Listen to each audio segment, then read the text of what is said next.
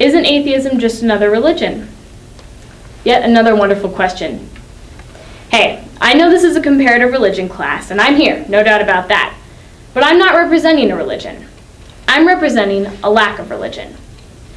Dictionary definitions of religion say things like revering or worshiping a supernatural power or a creator or a governor of the universe. We don't worship anything or anyone. Think about the organization Mothers Against Drunk Driving. Those folks aren't particularly religious, but they do what they can to stop people from drinking and driving. We organized atheists are the same as Mothers Against Drunk Driving, except we're trying to prevent people from forcing their religious views on us. Want to know something funny? If I had a magic wand that would eliminate religion, I wouldn't wave it. Why not? Religion gives many people much needed support. It provides the floorboards of their lives and gives them something to hang on to. Lots of religious people do good things for charity. They tend to their flocks and they help those less fortunate. I wouldn't want to wave a wand that got rid of them. However, all religions have their fundamentalists. Many people from religions around the world join me in my concern about fundamentalists who feel they have the right, no, that's not the correct word, they have the obligation to force their views on others. Too often, fundamentalists feel that they are the only ones with the correct answers and the rest of the world has got it wrong. Wrong to the point that it's acceptable to be violent. Having said that, I suppose it's time to delve into some of the difficult subjects that have brought me here. This is the tough and uncomfortable part of comparative religion. If you've studied history, you'd know the past is filled with religious wars and religious persecutions. The violence continues around the world. 9/11 is only one of the more recent. Remember that magic wand I talked about before? Well, I wouldn't wave it to get rid of religion. But if I could, I'd sure wave it to get rid of religious harassment. Here's another video interview by Tim Englert on the subject.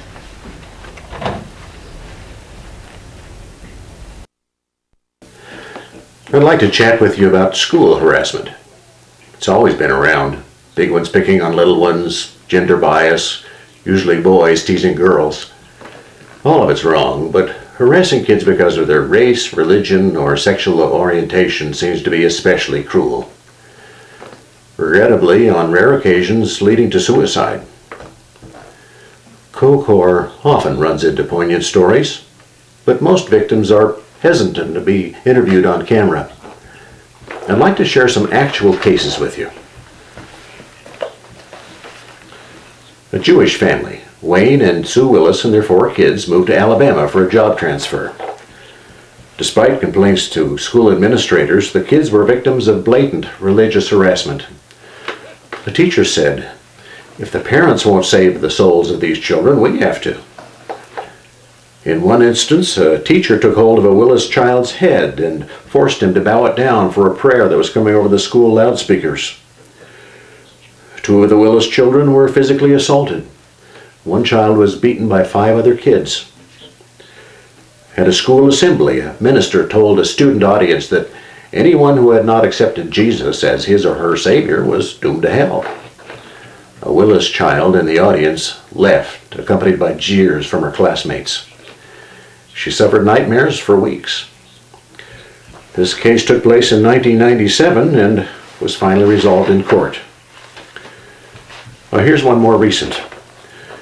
In 2004, a Colorado grade school girl said she was tripped, jabbed, and subjected to relentless harassment, called a lesbian and a pagan because she did not believe in creationism. The girl threatened to commit suicide to avoid being returned to school. There were several other complaints about this school. Most harassment cases are solved, as this one was, with reason and empathy. When that doesn't work, the process usually ends up in the courts. Let's visit with 2 gentlemen who have been at the end of that process.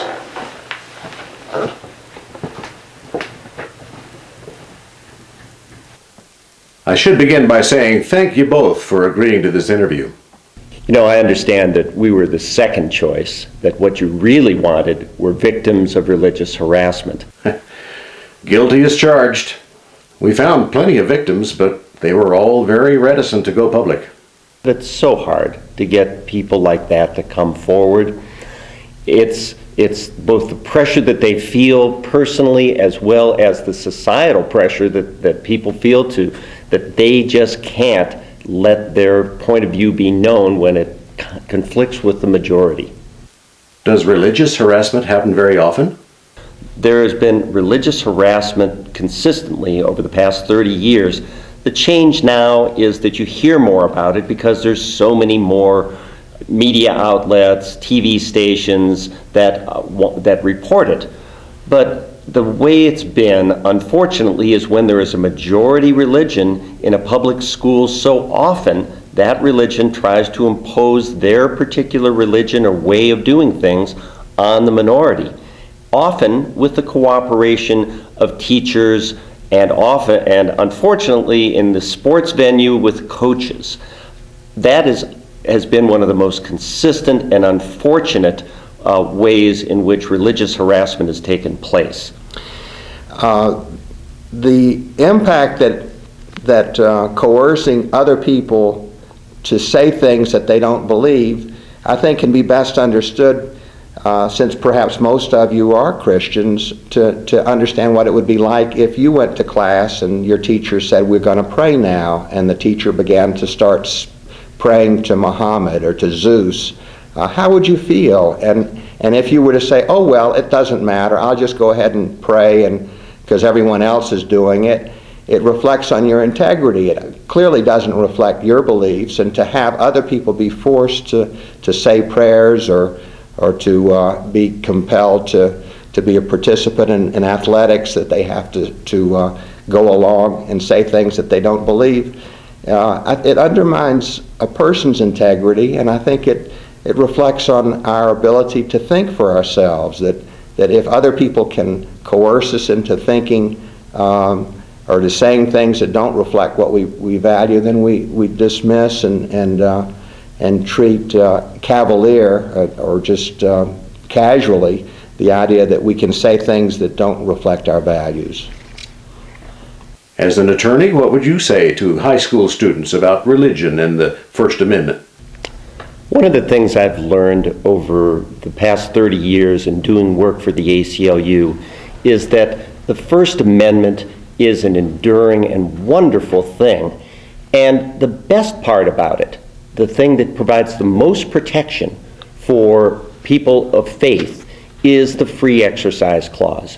But what that means is that you can freely exercise your religion, practice it as you wish without the government telling you anything about how you're going to do it outside of government institutions. The Establishment Clause, the other part of it, says keep religion out of the government. So for those of you who have deep religious beliefs or are non-believers, however you see it, the place to practice those beliefs and to express them is not when the government is supervising things, not when there is a teacher watching, not when there is a coach trying to instruct a team. The time to do it is on your own time, with your own family, with your own peer group, with your own religious group. That's what separation of church and state really means. I have another file that I'd like to share with you. It concerns the U.S. Air Force Academy at Colorado Springs. In 2004, the football coach was asked to remove a large banner from the locker room that said, "I am a Christian first and last. I am a member of Team Jesus Christ." Between 2000 and 2004, cadets have filed over 50 complaints of religious discrimination, mostly about evangelism. Can you imagine? By filing these complaints, the cadets have risked their careers. The reason this case is of major concern to COCORE is that the issue is far from being settled. Some legislators and religious leaders say that separation of church and state should be ignored, and that evangelism should continue in the name of freedom of religion. I'd like to end our short discussion about school harassment with a short poem by the Reverend Martin Niemöller. First they came for the communists, but I was not a communist, so I did not speak out. Then they came for the socialists and the trade unionists, but I was neither, so I did not speak out. Then they came for the Jews, but I was not a Jew, so I did not speak out. And when they came for me, there was no one left to speak out for me. We've talked about how atheists have a different point of view. Let me give you another hypothetical example. Someone you love very much takes ill. They grab the right side of their abdomen and say that they're in terrible pain. You rush them to the hospital, and the doctor says they're having an appendicitis attack. What treatment do you think the doctor is going to recommend? Cut them open and remove their appendix. Exactly. And what do you think is going to happen if that surgery isn't performed? The person I love is probably going to die. You got it. Now, there are certain denominations that believe you must not shed human blood or receive a blood transfusion, no matter how serious the illness. Their method of treating appendicitis is to pray over the victim. How would you feel if this organization said your loved one could not have surgery because it was against God's will? Second row. But that would never happen. We don't have any restrictions like that here in school. I pledge allegiance to the flag of the United States of America and to the republic for which it stands, one nation, under God. I never thought about religion forcing the words on everyone. You're supposed to be able to skip it if you want to, but no one ever does.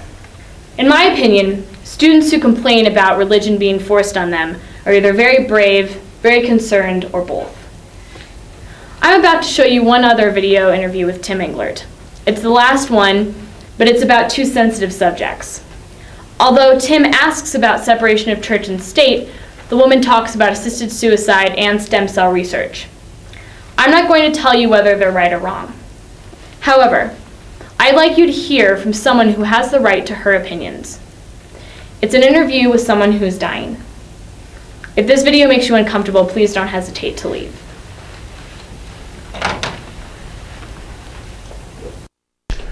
Hi, Carol. Thank you very much for appearing before our cameras. My pleasure, Tim. Tell us your feelings about separation of church and state. Well, I have a couple feelings about separation of church and state. And these feelings have become more intense since I developed ALS, or Lou Gehrig's disease. And what are they? The first is my concern about stem cell research. Stem cell research has the potential for curing a number of diseases, including ALS. And it's frustrating to me to know that research is being curtailed because of religious beliefs that not everyone shares. I see. And the second subject? The second subject, Tim, has to do with my prognosis. As you know, Lou Gehrig's disease is a fatal disease. And what happens during the progress of the disease is that muscles gradually deteriorate, and I'll eventually become paralyzed. And one of the muscles that deteriorates is the diaphragm muscle. And so breathing becomes more and more difficult.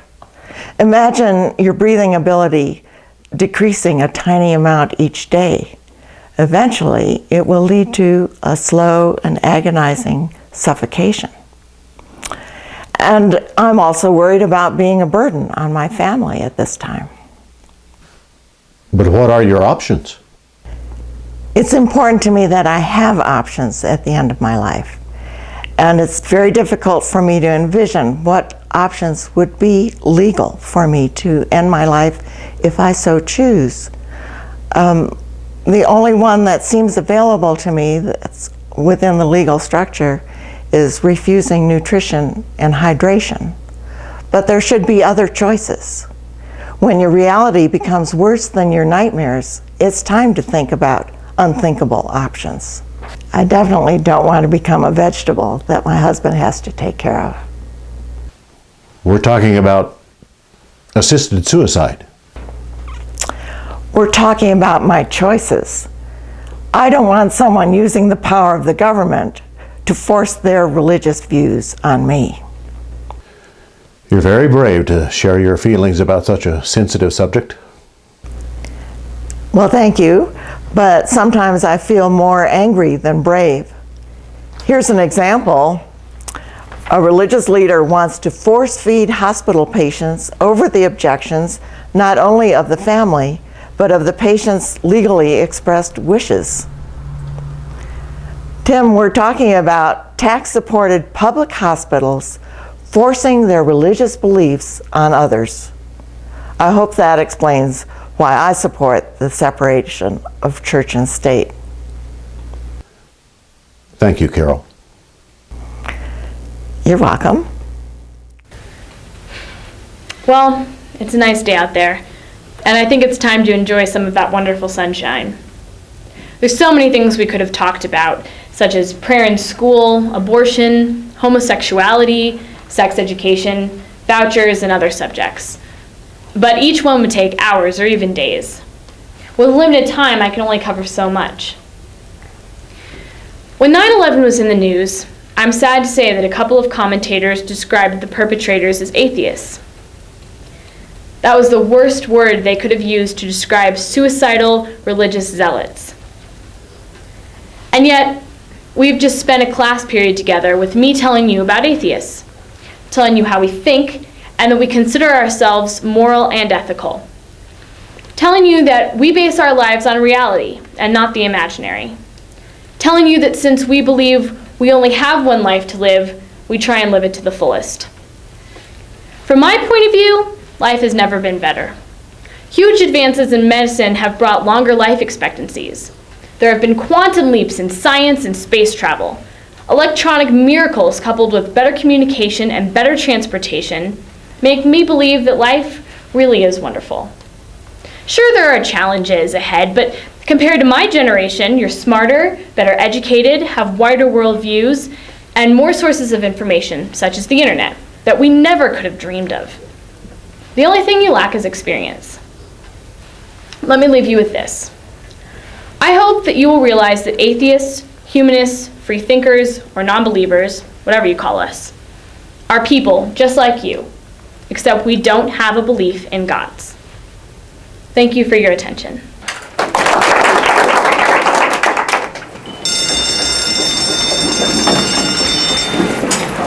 Thank you so much for coming. Very welcome. You did a very good job. Thank you. Okay, everyone. Guys, thank you. Now, final year papers are due Thursday. You're very welcome.